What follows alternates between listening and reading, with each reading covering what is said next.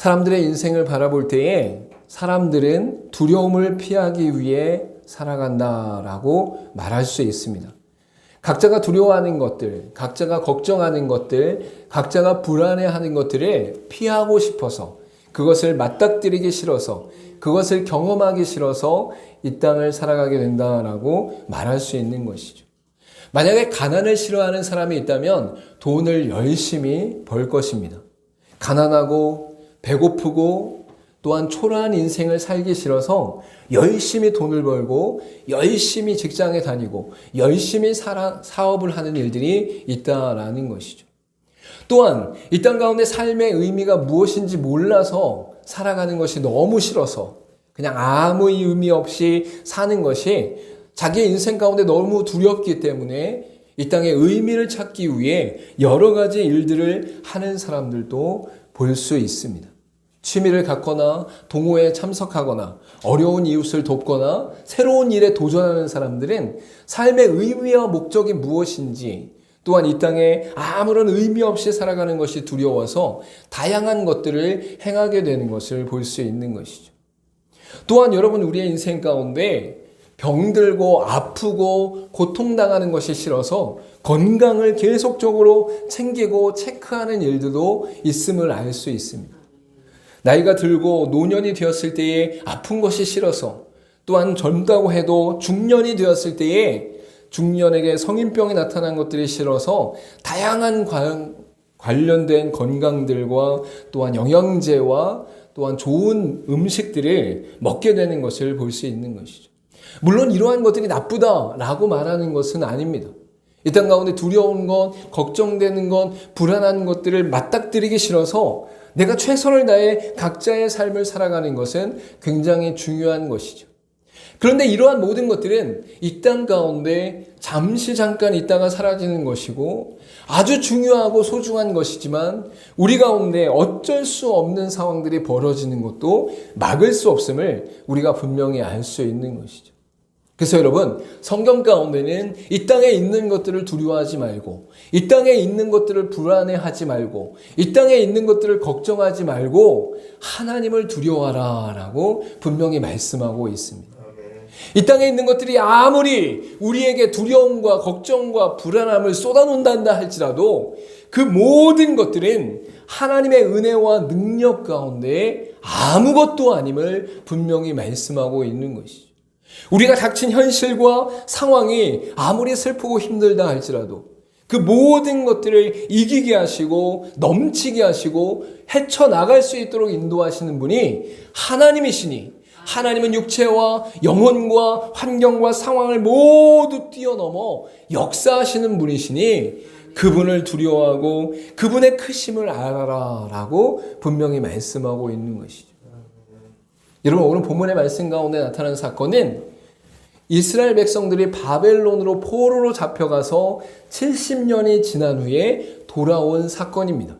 돌아올 때에 1차와 2차와 3차를 통해 나누어서 돌아왔는데 마지막 3차에 돌아온 사람들의 그룹을 느헤미야가 총독이 되어 그 땅 가운데 왔을 때에 바로 이 모든 일들을 감당하는 내용이 나타나고 있는 것이죠.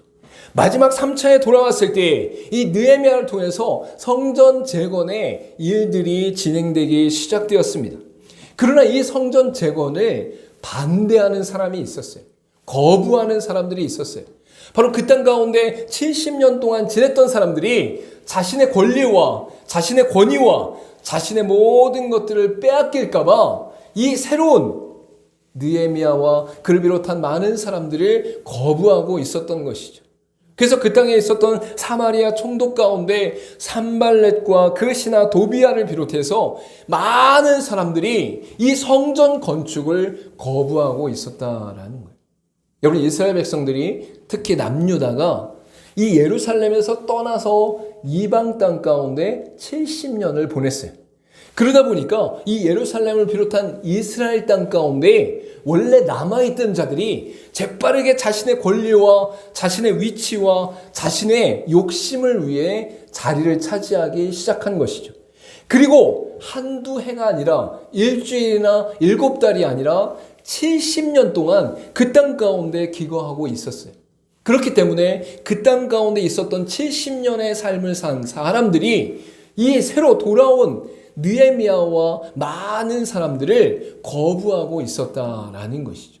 그리고 그 거부하는 가운데 성벽 재건이라는 것을 계속적으로 방해하고 있었던 것입니다. 여러분, 과거 고대 근동 가운데는 이 성벽을 재건하고 성전을 증축하고 왕궁을 세운다는 것은 곧바로 그 나라와 또한 그 민족의 힘을 상징하고 있는 것을 볼 수 있어요. 그래서 느헤미야가 그 땅 가운데 들어와 성전 재건한다는 것은 그 땅에 남아있던 사람들 중에 권력을 차지했던 사람들에게는 도전되는 일이었음을 분명히 알 수 있어요. 그래서 그 땅에 있었던 산발렛과 도비야를 비롯한 수많은 사람들이 이 느헤미야의 성전 건축을 방해함과 동시에 비웃고 있었음을 분명히 알 수 있습니다.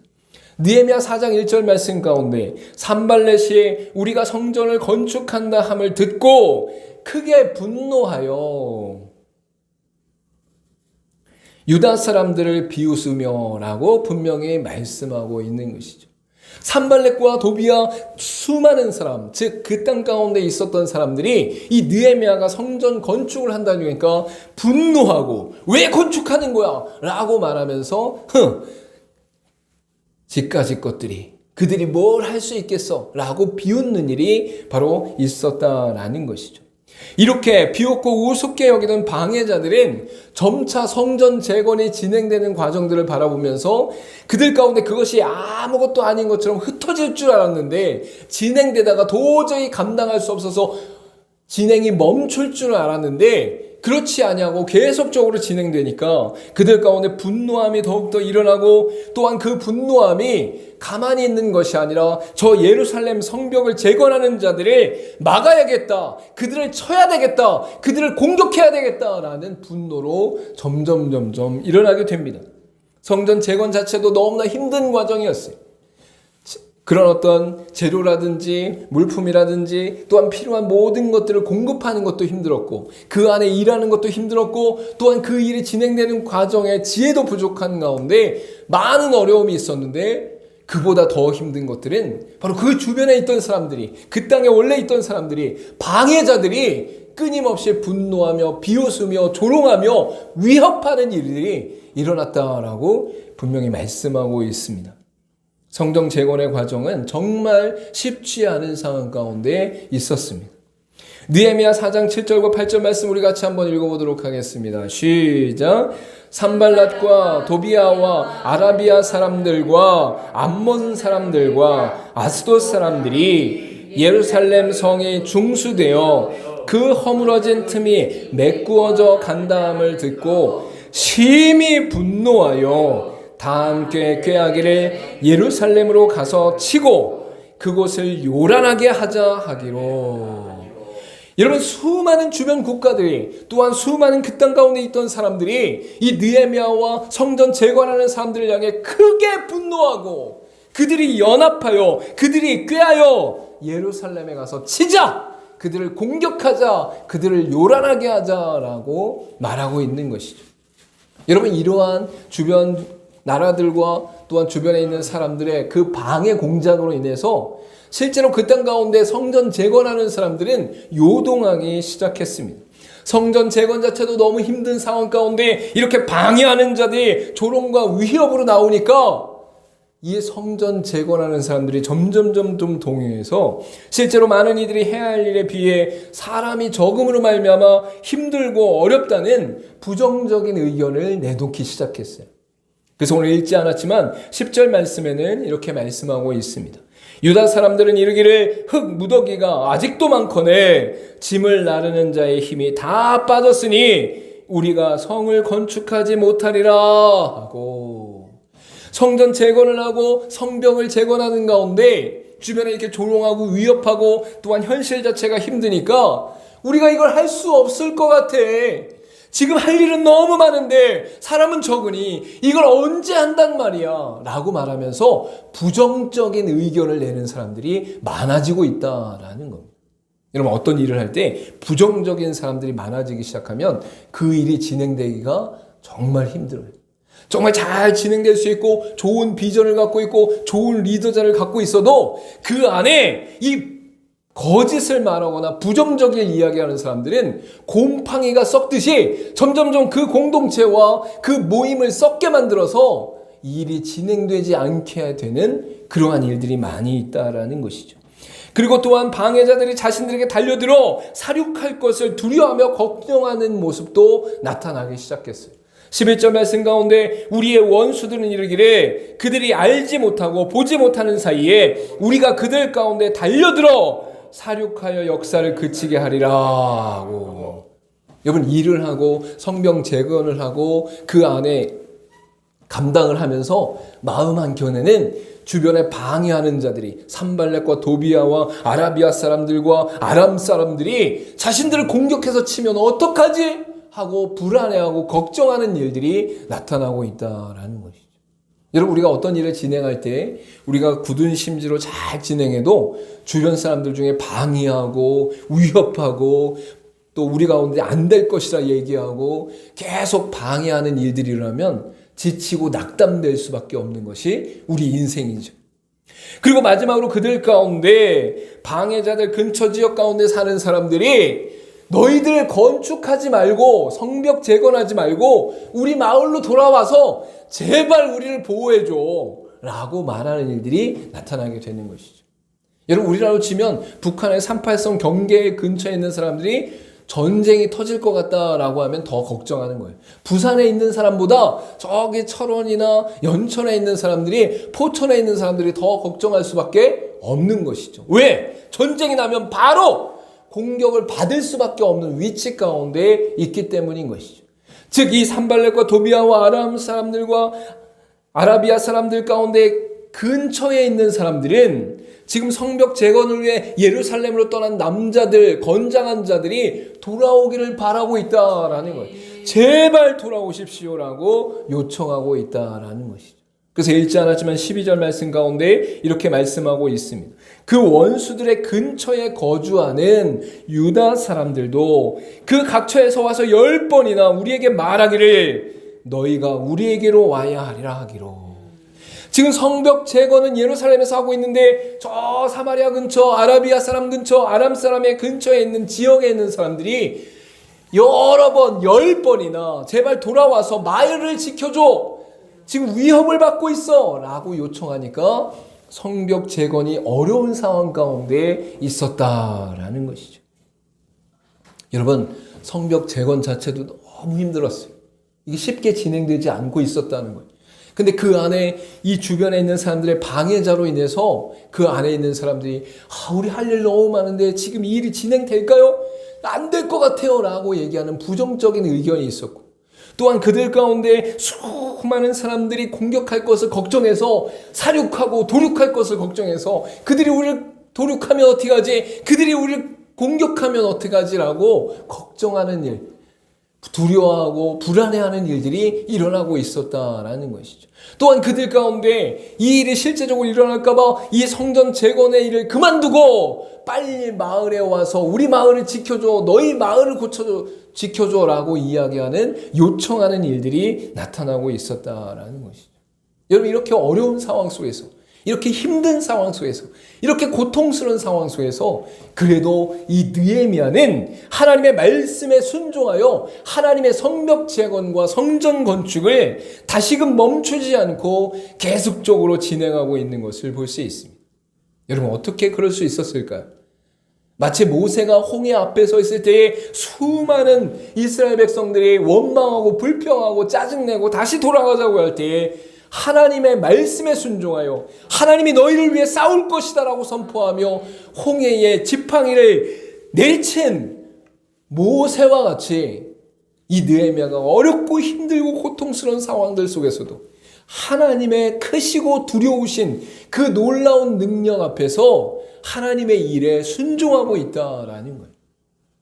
여러분, 여러분의 삶에도 어려움이 닥칠 수도 있어요. 힘든 일이 닥칠 수도 있어요. 하나님의 말씀에 순종하다 보면 오히려 그냥 가만히 있을 때보다 더 어려울 수도 있어요.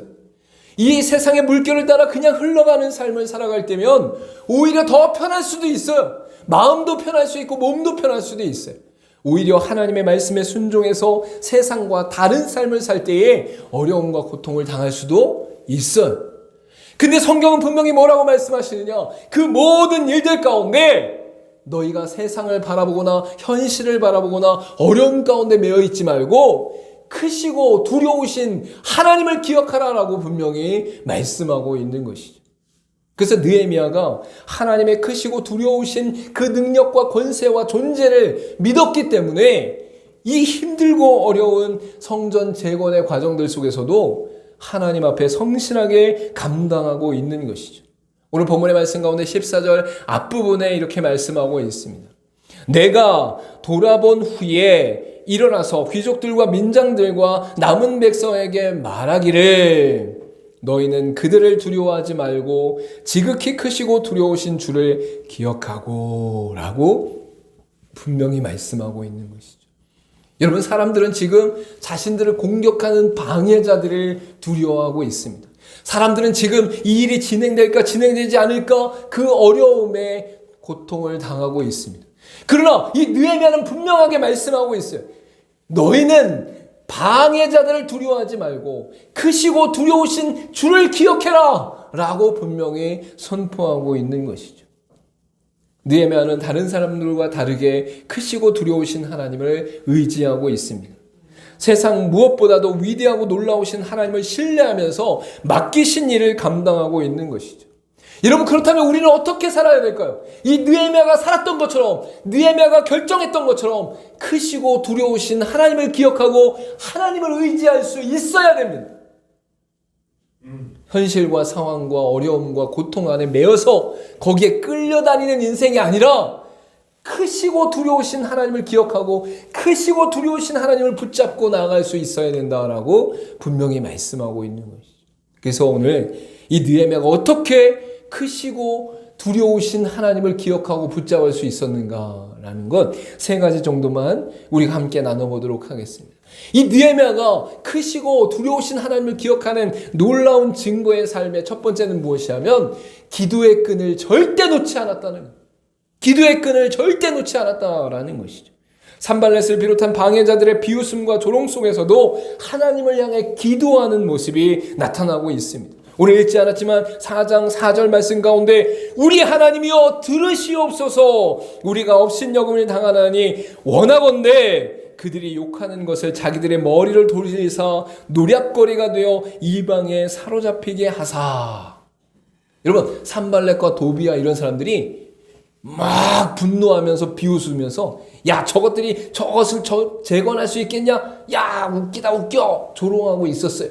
또 방해하고 있었어요. 그때 이 느헤미야가 제일 먼저 첫 번째로 행동한 것이 무엇이냐면 하나님이여 들으시옵소서 원하건대라고 기도하고 있다라는 거예요.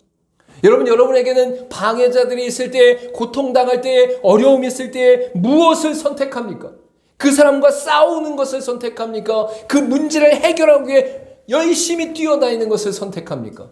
여러분, 하나님 앞에 기도하는 것을 선택하시길 바랍니다. 하나님 앞에 가장 먼저 엎드리며 가장 먼저 기도하며 가장 먼저 하나님께 울부짖으시기를 간절히 소망합니다. 하나님이 일하시는 역사는 기도하는 자들을 통해 역사하신다. 아멘.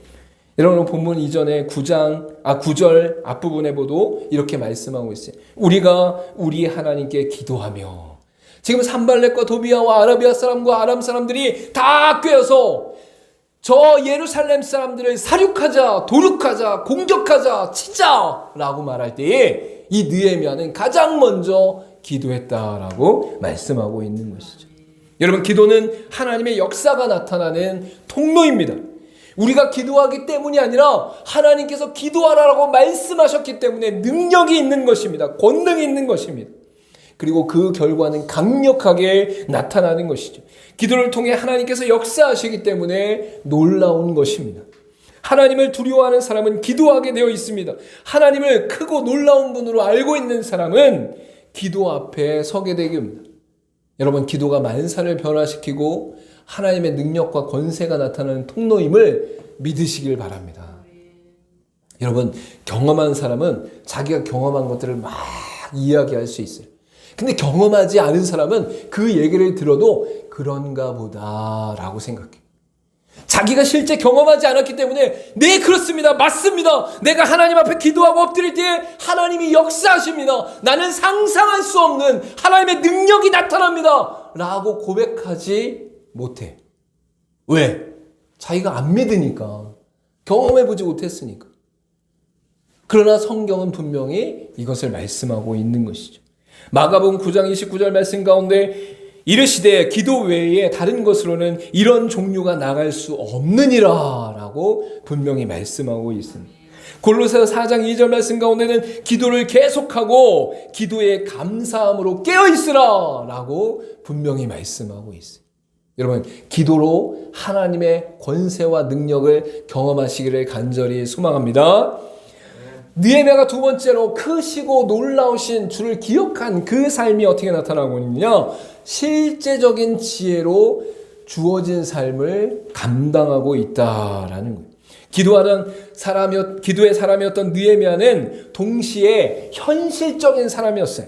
기도만 하고 아무 일도 하지 않는 사람이 아니라 기도하기에 구체적이고 실제적인 행동을 하는 사람이었다라는 것입니다. 오늘 본문의 말씀 가운데 9절 뒷부분에 보면 그들로 말미암아 파수꾼을 두어 주야로 방비하는데, 13절에 보니까 내가 성벽 뒤에 낮고 넓은 곳에 백성이 그들의 종족을 따라 칼과 창과 활을 가지고 서 있게 하고. 여러분, 파수꾼을 두어 방비하겠고 낮은 지형을 이용했으며 다른 종족들, 즉 12지파의 그 종족들을 다 나눠서 돌아가면서 지키도록 했다라고 말하고 있어요. 즉, 이 느헤미야는 기도하는 사람이므로 기도의 우선적으로 나타남과 동시에 실제적으로 자기의 삶 가운데 감당해야 될 일들을 구체적으로 실제적으로 진행하는 사람이었다라고 말씀하고 있는 것이죠. 여러분, 최선을 다해 실제적으로 필요한 것들을 지혜롭게 감당할 수 있어야 됩니다. 하나님을 두려워하는 사람은 하나님의 명령하신 일들에 의해 그것을 위해서 깊이 고민하는 사람이에요. 깊이 계획하는 사람이에요. 깊이 실천하는 사람이에요. 예배서 5장 15절 말씀 우리 같이 한번 읽어보도록 하겠습니다. 시작. 그런즉 너희가 어떻게 행할지를 자세히 주의하여 지혜 없는 자같이 하지 말고 오직 지혜 있는 자같이 하여. 여러분이 감당해야 될 하나님이 명령하시고 하나님 앞에 행할 일에 대해서 하나님이 하실 거야 이러고 가만히 방치하는 게 아니라, 하나님이 내게 명령하셨으니, 하나님이 내게 부탁하셨으니 그럼 이 일을 어떻게 해야 됩니까? 어떻게 할지를 자세히 주의해서 지혜 있게 감당해라 라고 말씀하고 있어요. 야고보서 2장 22절 말씀도 우리 같이 한번 읽어보겠습니다. 시작. 내가 보거니와 믿음이 그의 행함과 함께 일하고 행함으로 믿음이 온전하게 되었느니라. 믿음이 있는 사람, 즉 하나님은 살아계시며 우리를 구원하시며 우리를 자녀 삼으셨고 영원한 생명을 허락하실 것입니다 라고 고백하는 사람은 그 믿음의 바탕, 그 구원의 바탕 안에서 행함으로 믿음을 온전케 하는 역사가 나타나게 된다라는 거예요. 여러분, 행함으로 말미암아 믿음이 있는 게 아니에요. 믿음으로 말미암아 행함이 나타나게 되어 있는 거예요. 근데 믿음이 있다 하고 아무 행함도 없는 사람은 온전한 삶이 아니다라는 거예요. 여러분, 말씀에 원수를 사랑하라 라고 했는데 그걸 알아. 그래, 알아. 끝이야. 그러면 온전함으로 나타나지 않는다는 거예요. 행함으로 말미암아 원수까지 사랑하는 삶이 드러났을 때 그 믿음이 우리의 행함을 통해 온전하게 나타나게 된다라고 성경은 분명히 말씀하고 있는 것이죠.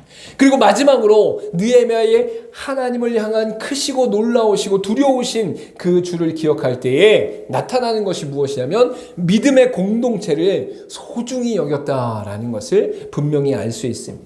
느헤미야가 성벽 재건과 방해자들에 대한 대비를 하는 이유 중 하나는 하나님을 믿는 믿음의 공동체를 지키기 위한 것이었어요. 그래서 오늘 본문의 말씀 가운데 14절 뒷부분에 뭐라고 말씀하고 있습니까? 너희 형제와 자녀와 아내와 집을 위하여 싸우라 하였느니라. 크시고 두려우신 주를 기억하라 라고 말씀하신 이후에 그 뒤에 뭐라고 말씀하고 있다고요? 형제와 자녀와 아내와 집을 위하여 싸우라 라고 말씀하고 있어요. 근데 여러분, 여기서 말하는 형제와 자녀와 아내와 집은 단순히 혈육관계나 가족관계를 말하는 게 아니에요. 왜? 이스라엘 백성들이 왜 포로로 잡혀갔어요? 신앙이 타락되어서 우상을 섬겨서 말씀을 거부해서 70년 동안 포로로 잡혀갔어요. 그곳에서 하나님이 남은 자들 그루터기를 통해서 다시 회복시켜서 이스라엘로 70년 뒤에 돌아오게 하셨어요. 뭘 하셔갖고? 신앙을 회복시켜서 다시 하나님을 온전히 섬기는 사람들로 변화시키셔서 예루살렘으로 데려오셨다는 거예요. 그 데려오신 사람들은 단순히 혈육관계나 가족공동체가 아니라 믿음의 사람들이 연합되어진 신앙 공동체를 말씀하고 있는 거예요. 여러분, 영생을 얻은 이들에게는 육체의 생명 이후의 삶이 있습니다. 이는 곧 하나님의 영원 속으로 들어가서 함께하는 사람들의 모임이에요. 여러분, 교회 공동체는 혈육관계가 아니죠. 교회 공동체는 가족관계가 아니죠. 그런데 그들이 하나님 안에서 연합할 수 있는 이유가 무엇이에요? 하나님의 영원한 생명 안에서 기쁨을 얻은 자들이 하나님 안에서 함께하는 모임이 이 교회 공동체다라는 거예요. 즉, 교회인 믿음의 공동체는 하나님께서 허락하신 은혜와 축복의 관계임을 분명히 말씀하고 있습니다. 하나님을 두려워하는 자들은 지체를 온전히 기뻐하며 자신의 생명가치에 사랑하고 아낀다라는 것을 말씀하고 있는 것이죠. 여러분, 교회 공동체가 하나님을 믿고 하나님을 두려워하고 하나님의 크심을 아는데 성도들, 형제들, 지체들을 아무렇게나 대하고 내팽개치고 있으면 하나님을 크시고 두려운 존재로 알고 있는 사람이 아니에요. 아무리 신앙이 좋아도 다른 사람을 비방하고 공격하면서 하나님 앞에 거룩한 자, 경건한 자로 있습니다 라고 얘기하는 사람은 그것이 거짓된 것이다 라고 말씀하고 있는 것이죠. 마가복음 3장 33절과 35절 말씀 같이 읽겠습니다. 시작. 누가 내 어머니이며 동생들이냐 하시고 누구든지 하나님의 뜻대로 행하는 자가 내 형제요 자매요 어머니니라.